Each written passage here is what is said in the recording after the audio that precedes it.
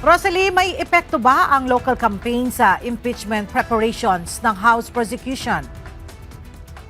Ella, aminado si House Deputy Majority Leader Iloilo 3rd District Representative Lawrence Defensor na nakaapekto sa kanilang ginagawang paghahanda para sa impeachment trial ni Vice President Sara Duterte ang pagsisimula ng local campaign para sa 2025 midterm elections. Gayunman, para sa kongresista ay 80% ng handa ang House prosecution. Kinumpirma rin itong nakapagsagawa na sila ng mock trial at meron silang isasagawang pagpupulong ng House Prosecution Panel ngayong linggo. Pakinggan natin ang pahayag ng kongresista.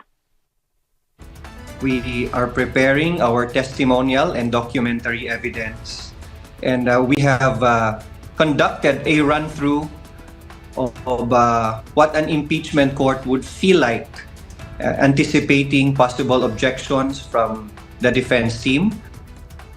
Dagdag pa nito, hindi lang ebidensya at mga testigo ang inihahanda nila kundi maging ang mga maaaring gawing pagharang ng defense panel ni VP Duterte sa articles of impeachment.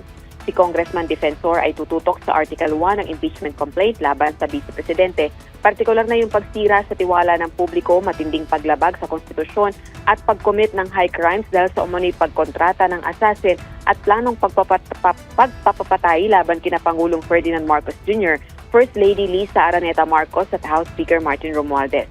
Makakasama ng kongresista sa Article 1 ng isa pang House Prosecutor na si House Assistant Majority Leader San Juan Lone District Representative Bel Zamora. Balik sa iyo, Ella. Maraming salamat, Rosalie Coz.